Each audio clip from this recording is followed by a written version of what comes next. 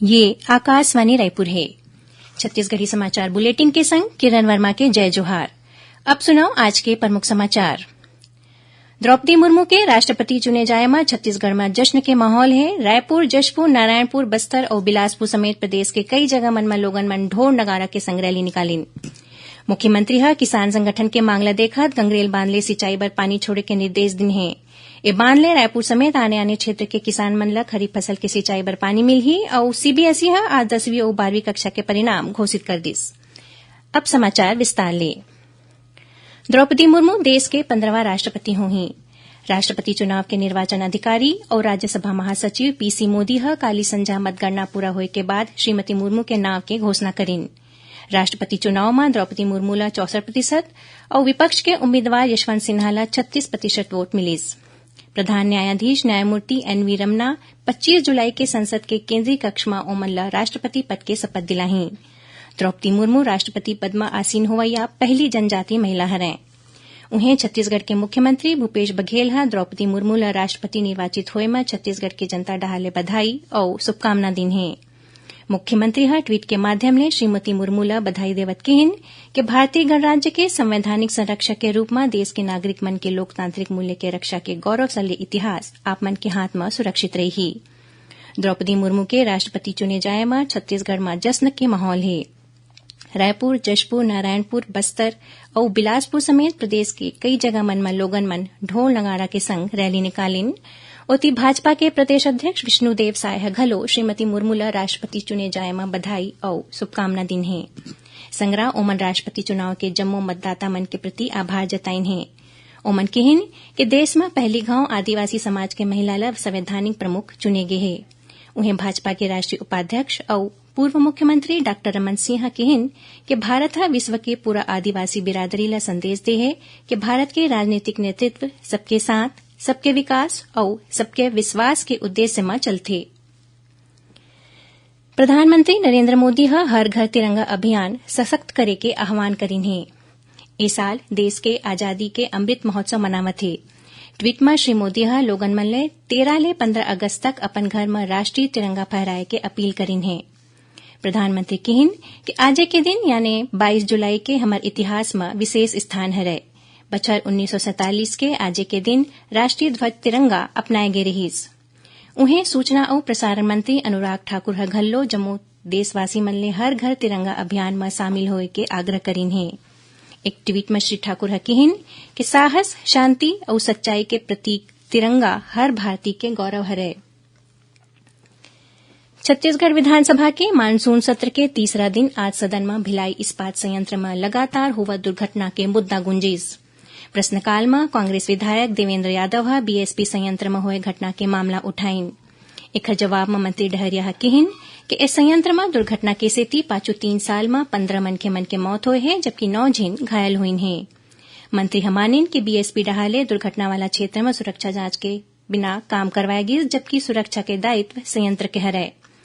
ओमन बताइन कि श्रम अधिनियम में श्रमिक के मौत ऊपर ओमन के परिजन ला अनुकंपा नियुक्ति के प्रावधान नहीं है। फिर श्रम विभाग मानवीय आधार में अनुकंपा नियुक्ति दिलाए के प्रयास करथे। ए दौरान मृत 4 श्रमिक के परिजन मन ला नियुक्ति दे गे है। मंत्री के जवाब ले विधायक देवेंद्र यादव असंतुष्टि जताइन। सदन में आज नेता प्रतिपक्ष धरमलाल कौशिक ध्यानाकर्षण सूचना के जरिया बिलासपुर मंडल में कैंपा के माध्यम ले करेगे काम में भ्रष्टाचार के आरोप लगाइन। अपन जवाब में वन मंत्री मोहम्मद अकबर कहिन कि कोटा उप वन मंडलाधिकारी के जांच प्रतिवेदन में अनियमितता दिखाई देवत है। एखर उच्च अधिकारी मंडहाले परीक्षण करे जाथे। अंतिम जांच प्रतिवेदन मिले के बाद दोषी मन के खिलाफ कार्रवाई करे जाही। विधानसभा में आज विधायक मन के वेतन वृद्धि पर पेश करेगे विधेयक पारित कर दे गए है। विधायक मन ला अब हर महीना 1,60,000 रुपया वेतन मिलही। एकरे संग विधायक मन के चिकित्सा और टेलीफोन भत्ता में 5-5 हजार रुपया बढ़ाए गए है। निर्वाचन भत्ता में घलो 25-25 हजार रुपया बढ़ाए गए है। छत्तीसगढ़ी समाचार बुलेटिन आप मन आकाशवाणी रायपुर ले सुनत हो। छत्तीसगढ़ के खबर ले है आपकी वास्ता और खबर के विश्वसनीयता ले है हमर वास्ता। आकाशवाणी समाचार रायपुर के प्रादेशिक समाचार बुलेटिन के संगे संग हमार समसामयिक कार्यक्रम आप रेडियो के संग अपन मोबाइल में घलो सुन सकत हो। आकाशवाणी समाचार फेसबुक, ट्विटर और यूट्यूब में घलो हावय। हमार फेसबुक पेज हरे Chhattisgarh news on AIR, Twitter handle CGAIR news और हमार यूट्यूब चैनल हरे छत्तीसगढ़ AIR न्यूज। तो अब रेडियो के संगे संग आपके मोबाइल के माध्यम ले हम आप तक पहुंचत हन। छत्तीसगढ़ के हर खबर पर सुनत रहो आकाशवाणी समाचार। अब आगू बढ़न बाचे समाचार को ती। मुख्यमंत्री भूपेश बघेल कृषि और जल संसाधन मंत्री रविन्द्र चौबे के अनुशंसा सहित अब भुनपुर और धरसींवा के विधायक समेत किसान संगठन के मांग ल देखत गंगरेल बांध ले सिंचाई बर तुरते पानी छोड़े के निर्देश दिन है। प्रमुख अभियंता इंद्रजीत उइके बताइन कि गंगरेल बांध में पर्याप्त पानी है। गंगरेल बांध के नहर ले रायपुर, आरंग, धरसींवा, बलौदाबाजार, भाटापारा, लवन पलारी और धमतरी क्षेत्र के किसान मन ला खरीफ फसल के सिंचाई बर पानी मिलही। केंद्रीय माध्यमिक शिक्षा बोर्ड CBSE आज 10वीं और 12वीं कक्षा के परिणाम घोषित कर दिए हैं। 12वीं कक्षा में पास होवैया विद्यार्थी मन के प्रतिशत 92.71 है, वहीं 10वीं कक्षा में 94.4% विद्यार्थी मन पास हुए हैं।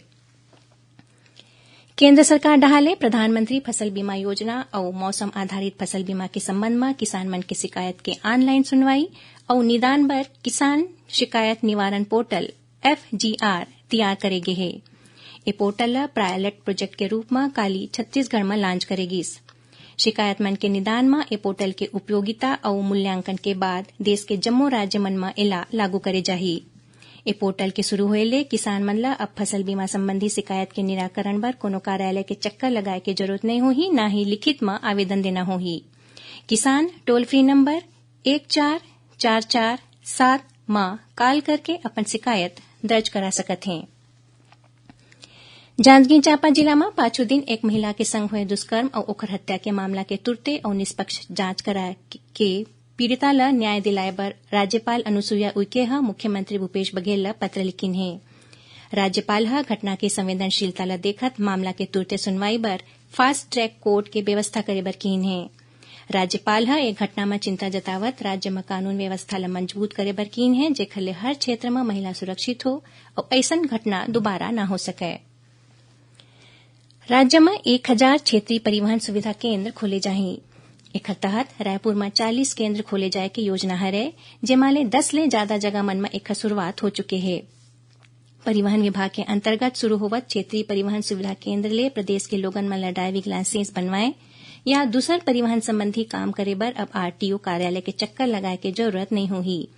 ए केंद्र के खुले ले लोगन मन ला घरे के नजदीक परिवहन ले जुड़े सुविधा मिलही। सुकमा जिला के पोलमपल्ली में माओवादी मन एक ग्रामीण के हत्या कर दे है। जिला के पुलिस अधीक्षक सुनील शर्मा घटना की पुष्टि करत बताइन कि किराना दुकान चलैया मड़कम जोगा के घर पाचुरतिया माओवादी मन घुस गए और लाठी और धारदार हथियार ले ओकर हत्या कर दिन। हत्या के बाद माओवादी मन मृतक के वाहन में आगी लगा दिन। माओवादी मन के कोंटा एरिया कमेटी एक घटना के जिम्मेदारी लेवत ओमन के घर पर्चा घलो फेंकिन। आजादी के अमृत महोत्सव के तहत रेलवे डहार ले आने कार्यक्रम राखे जाते। ये कड़ी में दक्षिण पूर्व मध्य रेलवे के बिलासपुर, रायपुर और नागपुर मंडल डहार ले क्षेत्र के चयनित 75 रेलवे स्टेशन में मोटरसाइकिल रैली राखेगी। एकरे संग स्टेशन मन के अंतर्गत अवैया स्टेशन परिसर, रेलवे कॉलोनी, पार्क और तालाब के किनारे पौधा लगाए जाते। ये अभियान 15 अगस्त तक चलही। आखिर में प्रमुख समाचार एक घाव फेर। द्रौपदी मुर्मू के राष्ट्रपति चुने जाए में छत्तीसगढ़ में जश्न के माहौल है। रायपुर, जशपुर, नारायणपुर, बस्तर और बिलासपुर समेत प्रदेश के कई जगह मन में लोगन मन ढोर नगाड़ा के संग रैली निकालिन। मुख्यमंत्री किसान संगठन के मांग ल देखत गंगरेल बांध ले सिंचाई पर पानी छोड़े के निर्देश दिन है। ए बांध ले रायपुर समेत आने क्षेत्र के किसान मन खरीफ फसल के सिंचाई पर पानी मिलही। और CBSE आज 10वीं और 12वीं कक्षा के परिणाम घोषित कर दिस। एकरे संग छत्तीसगढ़ी समाचार बुलेटिन इहें सिरावते। जय जोहार।